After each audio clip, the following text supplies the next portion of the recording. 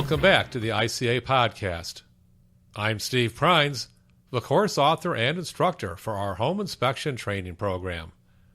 In the last podcast, I told a few war stories, weird things that have gone on in my home inspection career. Well, that podcast proved to be so popular that we're going to share some more war stories with you in this podcast. Now, as I mentioned in the last podcast, war stories aren't typically something you want to share with your client. They don't really particularly care to hear about goofy things that happened or things that went wrong. It's certainly okay to make pleasant conversation with your clients. In fact, that's a really good thing to do, because when you're working with your clients, one of the things you want to try to do is break down that barrier that people sometimes have when you're strangers and get them to think of you a little bit more as a friend, certainly at least think of you in a friendly manner. So it's certainly important to talk to your clients and make pleasant conversation with them, but you really do want to stay away from telling them about goofy things that happen in your home inspection career, because when you're talking to other home inspectors, especially experienced home inspectors, we understand that some odd things are going to happen, and we get it. Your clients don't necessarily understand that, so telling your clients war stories just makes you sound a little bit unprofessional. So having said that, I'll share a few more of my odd stories. You know, one of the things I should mention is that a really nice thing about the home inspection industry is that unlike when you have a full-time job and you really don't like somebody you work with, you know, in that job, you're stuck working with those people for 8 hours a day, 5 days a week. You don't particularly care for them. Well, on a home inspection, if you don't like your client, you're done with them in about 3 hours in most home inspections. So you can certainly tolerate working with someone you don't like all that much, where they're going to be paying you an average inspection fee of $325, which $325 is the average fee across the United States as of 2013, 2014, which is the most recent data that we have. Inspection fees are higher, particularly in the Northeast United States and on the West Coast, and inspection fees tend to run a bit under the average, especially in some of the southern states or some of the less populated states. So as far as other weird or strange things I've had occur during my home inspections, I've had my share of animal stories. I can think of one home inspection in particular. There was a fireplace. The damper was closed.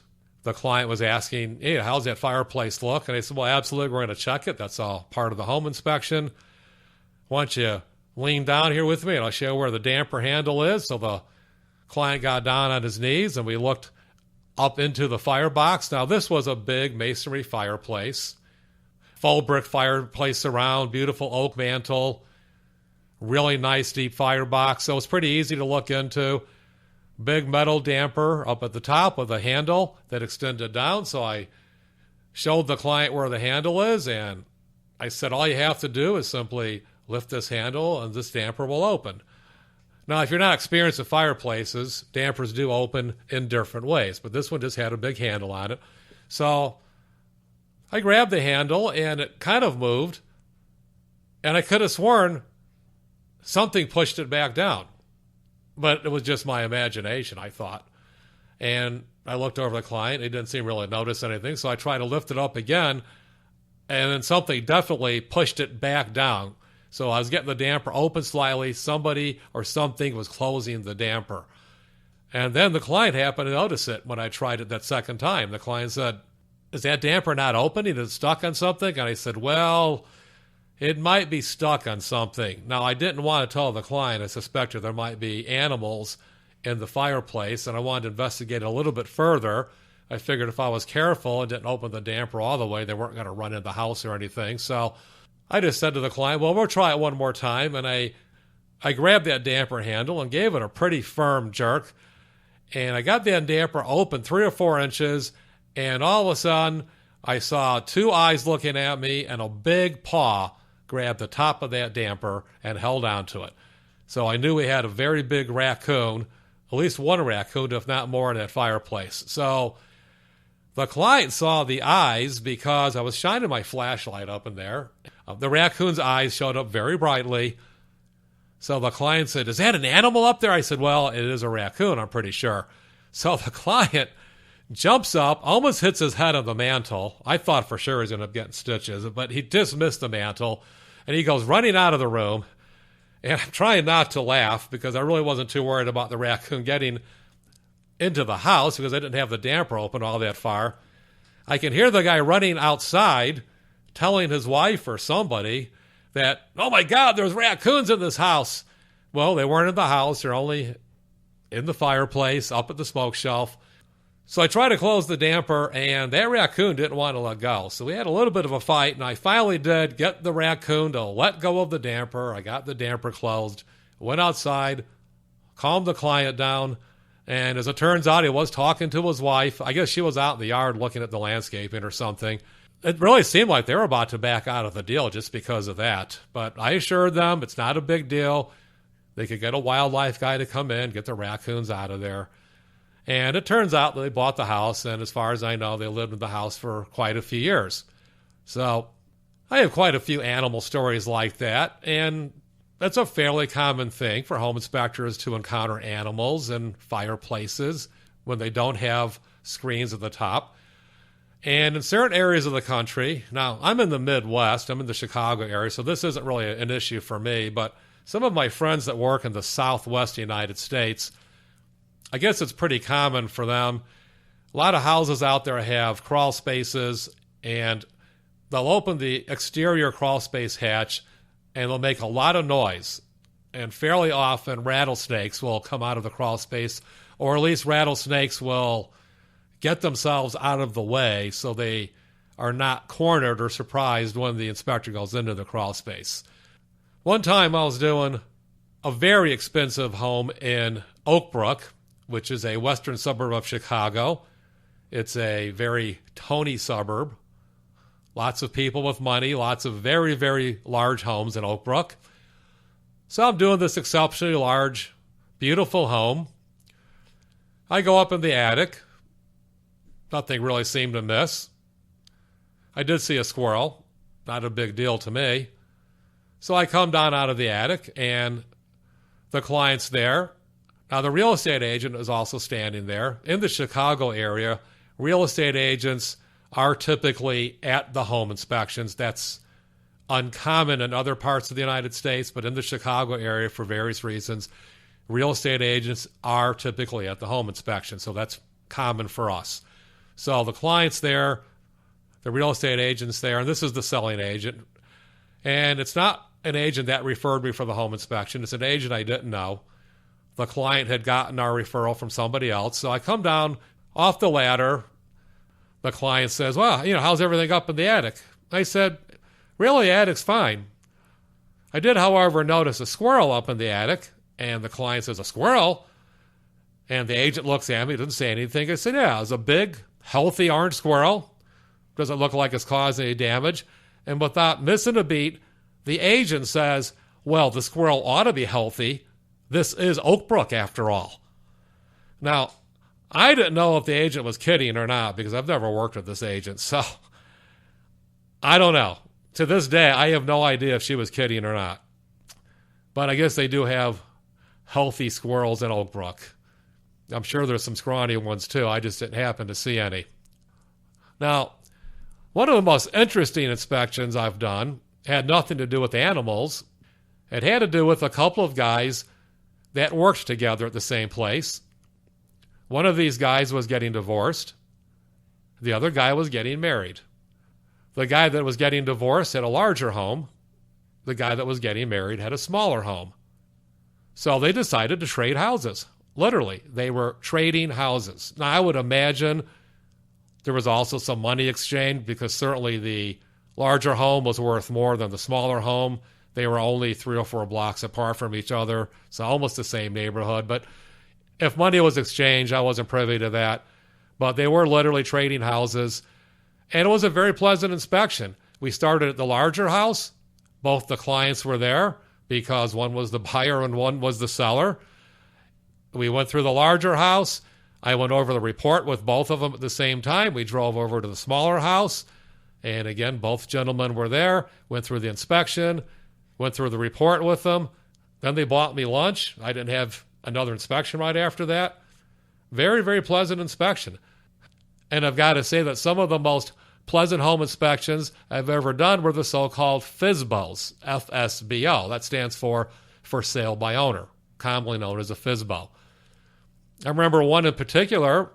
We were going to start at 8 o'clock on a Saturday morning. I showed up to the home. The buyer showed up. The owner, of course, was there because they have to let us in. And the owners had fresh bakery donuts. I mean, these are really good donuts. Fresh bakery donuts, incredible smelling coffee brewing. They had bacon and eggs going. They offered us both breakfast. Now, I'm there to work. I'm not really there to eat. But I got to tell you, I did give in and have a couple of donuts and some coffee. And then the client went ahead and ate a full breakfast with them. And when I was done with the inspection, the client asked me to go over everything with the owner and with him at the same time, just to save time and make it easier. And sure, why not? So I went over everything with him. I had a little bit more of that excellent coffee. I had another donut. Very, very pleasant inspection. A little bit weirdest scenario that occurred. I was doing another FSBO, another for sale by owner, and things were going pretty well. The client and the owner were both walking through the house with me. Now, ordinarily, you don't want the owner present during the home inspection, and it's not out of line to nicely ask the owner to back off a little bit, because ordinarily you're doing the inspection for the client's benefit only, and the owner is not privy to the results of the home inspection because the client is paying for that. In this case, however, the client asked me if it was okay if the owner went along with us on the home inspection, because the client just figured it'd be easy for the owner to see everything that we were seeing, and it would be much easier for him to negotiate things. Well, that's up to the client. I said, sure, it's no problem. If the owner wants to tag along, sure, why not? So we walked all through the house. Everything was going fine. Really wasn't finding anything all that noteworthy, a few little things here or there, and the client would mention them to the owner occasionally, and the owner would say, don't worry, we'll take care of it, or, whatever. I really wasn't paying all that much attention to what they were saying to each other. Now, this home had a finished basement, pretty nice finished basement.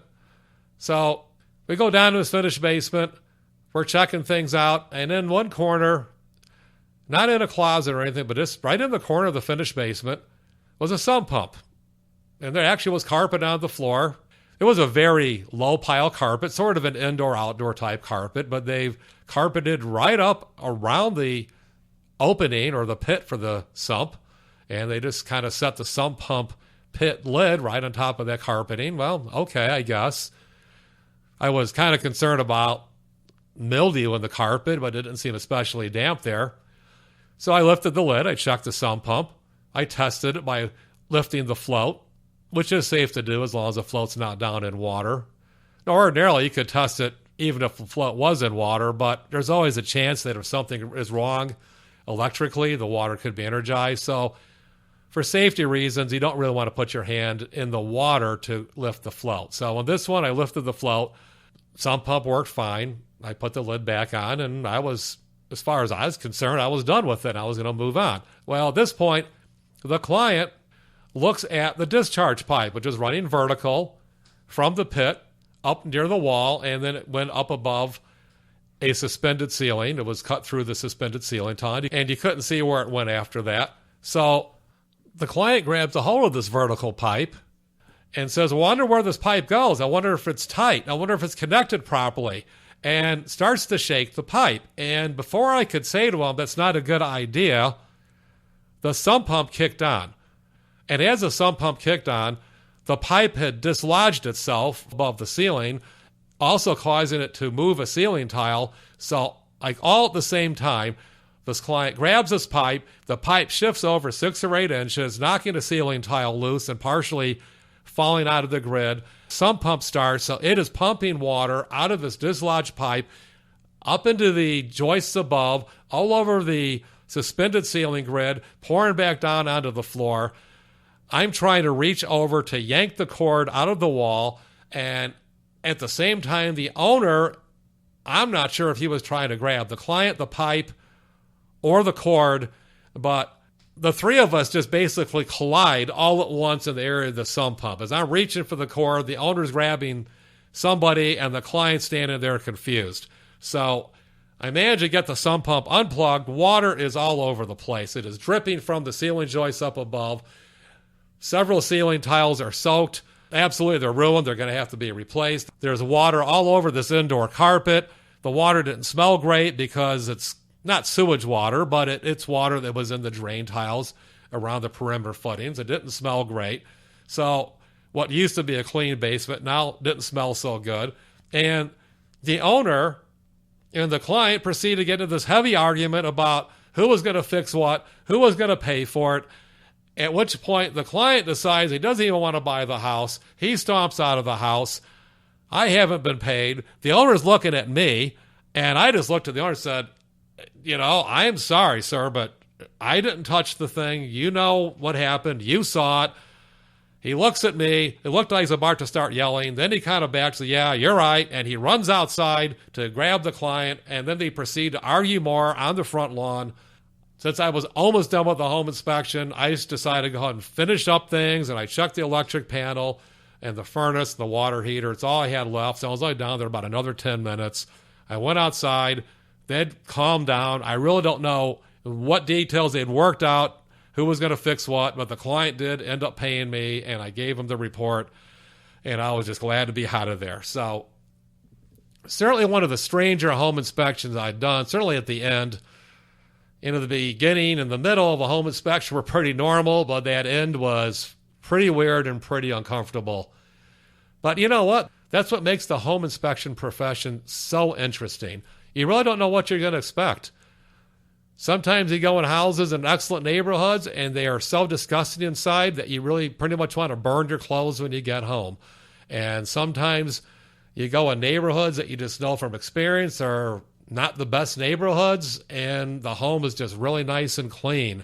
And sometimes the homeowners are just such wonderful people, and sometimes you get really weird situations. So every home inspection you do is different. Sometimes you want to choke the client. Most times things are pretty normal. Most times the client's okay. You get the job done, they pay you. Every client is different, and it's what makes this profession so interesting, so fascinating. And I can honestly tell you, if you're already taking our program, or if you're thinking of taking our program, this is a really, really fun profession. It's very rewarding. Truthfully, every single day when you do a home inspection and you drive away, you're going to feel very good about yourself because you've done something very, very useful for your client. Well, that about wraps up today's podcast. We sure do appreciate your listening to the podcast, and we look forward to having you on the next one. Thanks a lot.